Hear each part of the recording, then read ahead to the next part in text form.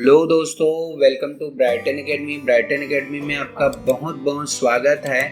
आज का हमारा टॉपिक है पुनर्गठन का आशय, जो साझेदारी के चैप्टर नंबर 3 से लिया गया है। इसको इंग्लिश में हम लोग कहेंगे meaning of reconstitution of partnership firm. पुनर्गठन को इंग्लिश में क्या कहते हैं बच्चों? रिकॉन्स्टिट्यूशन।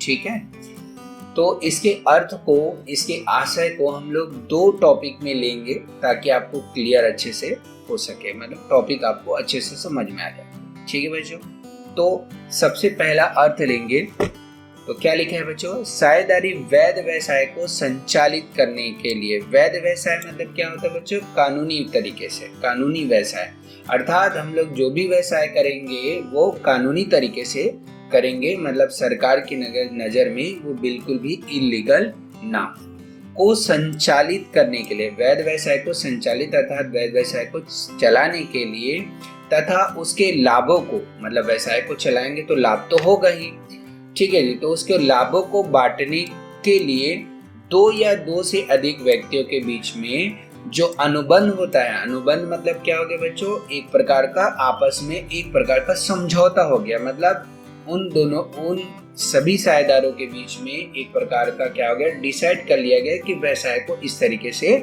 चलाना है। जैसे कि एक एग्जांपल ले लेते हैं। दो बच्चे अगर खेल खेल रहे हैं तो उनके बीच में एक नियम बनाया गया कि खेल को ऐसे खेलना है, तो उसी नियम को हम लोग क्या कहते हैं? अनुबंध या समझौता कहते हैं। ठीक है बच्चों, तो कहने का तात्पर्य क्या है जी कि दो या दो से अधिक व्यक्तियों के बीच में जो अनुबंध या जो नियम बनाया जाता है और उस नियम के आधार पर वैध व्यवसाय अर्थात कानूनी व्यवसाय को चलाया जाता है और उसके द्वारा जो लाभ हो उसको बांटा जाता है, उसी को हम लोग क्या कहते हैं बच्चों? साझेदारी कहते हैं। ठीक है बच्चों, और इस साझेदारी के लिए क्या किया जाता है? अनुबंध किया जाता है अर्थात नियम बनाया जाता है।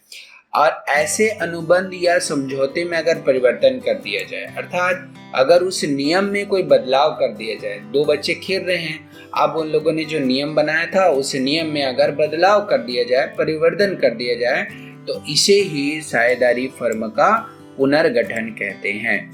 तो इसका सारांश क्या है बच्चों?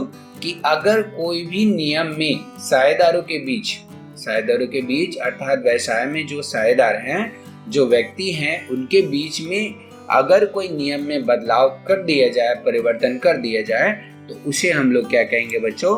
पुनर्गठन कहेंगे। ठीक है बच्चों, अगर आपको चीजें जो कंटेंट आपको समझाया जा रहा है वो अगर आप लोग को क्लियर हो रहा होगा बच्चों, तो प्लीज मेरे चैनल को सब्सक्राइब कर लीजिए।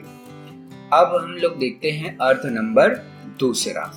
साझेदार पार्टनरों के बीच संबंधों में होने वाले परिवर्तन जिसके फलस्वरूप विद्यमान ठहराव समाप्त हो जाता है। ठीक है बच्चों, तो कहने का मतलब यह क्या है कि साझेदारों के बीच एक प्रकार का क्या होता है जी? संबंध होता है। संबंध किस प्रकार का जी? अनुबंध करने पर संबंध बनता है, समझौता करने पर संबंध बनता है कि हम व्यवसाय को इस तरीके से चलाएंगे। अगर उनमें कोई भी परिवर्तन कर दिया जाए तो विद्यमान ठहराव, मतलब विद्यमान जो पहले जो नियम बनाया गया था वो क्या हो गया? समाप्त हो जाता है और उसके स्थान पर नया ठहराव अर्थात नया नियम लागू हो जाता है, तो उसे ही साझेदारी फर्म का पुनर्गठन कहते हैं। ठीक है बच्चों, तो इसमें कहने का मतलब क्या है जी कि जो भी पहले ठहराव हुआ था, जो भी पहले अनुबंध हुआ था, जो भी पहले नियम बनाया गया था, उस नियम में अगर हमने कोई बदलाव कर दिया किसी भी कारणवश, तो उसे हम लोग क्या कहेंगे बच्चों? पुनर्गठन कहेंगे। क्या कहेंगे बच्चों? पुनर्गठन कहेंगे। जैसे इसका उदाहरण क्या है? लाभालाभ अनुपात में परिवर्तन। लाभालाभ अनुपात मतलब क्या होता है? लाभ हानि अनुपात में परिवर्तन कर देना। पहले क्या था? पहले जो लाभ बटाता जाता था 1:2:3 में, अब किसी कारणवश हमने परिवर्तन कर दिया। अब हम लोग बोल रहे हैं कि लाभ को 3:2:1 में बदलेंगे, 1 में बांटेंगे। ठीक है बच्चों, तो यहाँ पर भी परिवर्तन हो गया। नए साझेदार प्रवेश किया तो हम लोगों ने क्या कर दिया? कोई नया नियम बना दिया उसके लिए।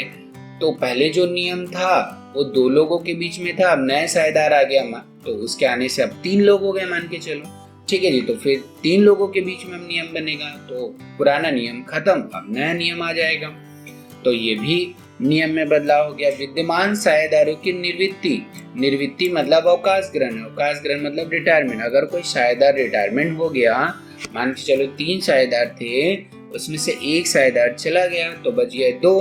अब तीनों के बीच में जो पहले हो रहा था नियम, वैसे नियम अब 2 लोगों के बीच में हो गया क्या? नहीं, अब इन 2 लोगों के बीच में जो बचे हुए जो लोग हैं उनके बीच में कोई नया नियम बनाया जाएगा। ठीक है, तो फिर नियमों में बदलाव हो गया, तो इसे भी हम लोग पुनर्गठन कहेंगे। ठीक है बच्चों। और मृत्यु हो गई साझेदार की, तो भी नया नियम बनाया जाएगा। और 2 फर्म का एकीकरण हो गया। एकीकरण मतलब 2 फर्म, मान के चलो ए और बी 2 फर्म थे, उन दोनों के बीच वो दोनों फर्म आपस में मिलकर काम करना चालू कर दिए। तो दोनों फर्मों का जब अलग अलग थे तो नियम कुछ और था, अब दोनों मिल गए तो नियम, नया नियम बनाया जाएगा। तो फिर नियमों में बदलाव हो गया, तो फिर उसे क्या कहेंगे? साझेदारी फर्म का पुनर्गठन कहेंगे। ठीक है बच्चों, अगर टॉपिक आप लोगों को अच्छे से क्लियर हो गया होगा तो प्लीज मेरे चैनल को सब्सक्राइब कीजिए और बेल आइकन को प्रेस कर दीजिए। Thank you.